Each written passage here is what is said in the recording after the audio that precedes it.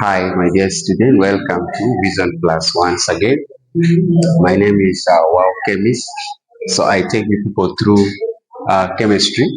In the previous lesson, we talk about uh, the classification of hydrocarbons, and we say hydrocarbons are classified into three classes. We have alkanes, alkenes, and alkynes. And we are now focusing on alkanes. We also talk about how we can get the alkanes natural through cracking. We can also use fractional distillations and we get those fractions. But for today, we are going to talk about the laboratory preparation of methane gas. Methane gas is the lowest of all in the chains I think about. In the previous session, we talked about methane, propane, butane, then pentane up to down there. So we are going to see how we can prepare methane basically from the lab. So these are the apparatus and some of the chemicals that you look at. You need to get a glass tube, the hard one, or you can use the round bottom flash. You can also get the source of heat, the lever tube, and use the trap. Then at the same time, the beehive, you need to have it. Then also the mortar, you get a mortar like this, just something like this, small. Then you get a pistol for crushing the substances. Then you have to get the gas jar, also sodium ethanoate. You get sodium ethanoate and soda lime. Now, soda lime is simply the mixture of sodium hydroxide and calcium calcium hydroxide. It's a mixture of sodium hydroxide and calcium hydroxide. That is soda lime. Now, when we look at the setup here, we are going to consider that this is the leveling ground. Could be your table, of course. This could be your table. So the leveling should be like on the same thing. So here we see we put our the mixture of sodium ethanoate, and at the same time we have soda lime put in this. Then you subject this one to heat. Now this is the glass tube, the strong glass tube. Why? Because we need it to withstand this high heat which is subjected here. Then when we look at this, at the end of the day, we shall collect our methane gas up here.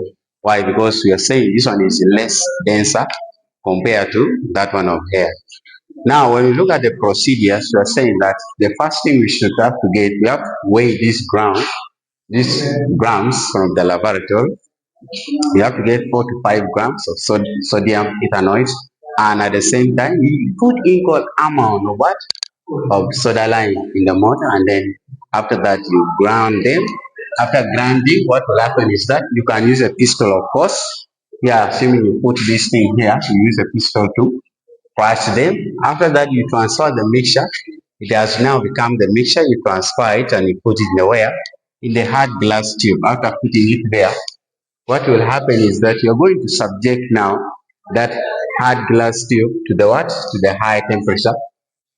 And then you have to make sure that the water should not go back. This is what water should not go back. So after heating immediately, after seeing some bubbles, you will immediately remove the what? The delivery tube. So then at the same time, the reaction you are going to see that will occur for us to get the methane gas is simply the sodium hydroxide. Now, some will be in position to ask where is sodium hydroxide coming from. We are saying that soda lime is simply the mixture of sodium hydroxide and what? And calcium hydroxide. So in the solution, we are going to have sodium hydroxyl ions, and at the same time sodium ion and calcium ions. So therefore, the sodium ions combine with hydroxyl ions will form for us sodium hydroxide. Now, after again, this sodium hydroxide will be the one to come and react with these compounds for us to get methane gas. So, what is happening here actually is the term that we are going to look at is called decarboxylations. We are going to look at this thing. Decarboxylation is simply we're reducing the chains of carbon atoms. So here we're having two carbon atoms, 1, 2. And that's why we are saying it is called ether what? Ethanoic acid. We're going to learn this thing ahead of us. So what is going to happen here is decarboxylation. We are simply going to remove one carbon atoms, and that's why I say decarboxylation. We are going to remove one carbon atoms and we form the methane gas that we are looking for. But at the same time also, we have some minor products like sodium carbonate is also being formed. Now, after us having this one, that means we would have gotten it. How are we going to collect this gas? We're going to collect it in this manner. This is upward displacement of methane gas. Why? Because it is simply less denser compared to the air. This is the set of the apparatus, but at the same time, we are saying that general the alkane can be prepared by the similar reactions. And the reactions we're talking about here is that we're going to get this compound. It depends on the number of hydrogen atoms. It's going to be propanoid, but here we are simply going to consider the general equations. And in the general equation, we are saying this compound will come and react with sodium hydroxide to give for us this general. We remember very well that when we are talking about the general formula of alkane, we say it is Cn, then we have H2n plus 2 from previous lesson. So we are saying n is any number starting for alkane, n will start from 1, 2 until you go there. So at the end of the day, you will form what? Your alkane that you are looking for, and sodium carbonate is being formed in the process. So this chemical reaction is just very, very simple. But the reaction occurs mainly at a certain temperature. That's why it's subjected this thing to heat. Now, when we get this one careful, we are going to look now. Since we have gotten this gas, we are going to see what are the properties of this gas, such that at the end of the day, we shall know how to deal with it. We're going to look at the physical properties and we're going to look at what? Chemical properties. So here, when you look at physical properties, you're saying this gas is simply colorless. It's like other gases like oxygen, like hydrogen.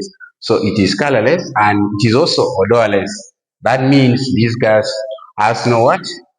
Has no smell. This gas has no smell.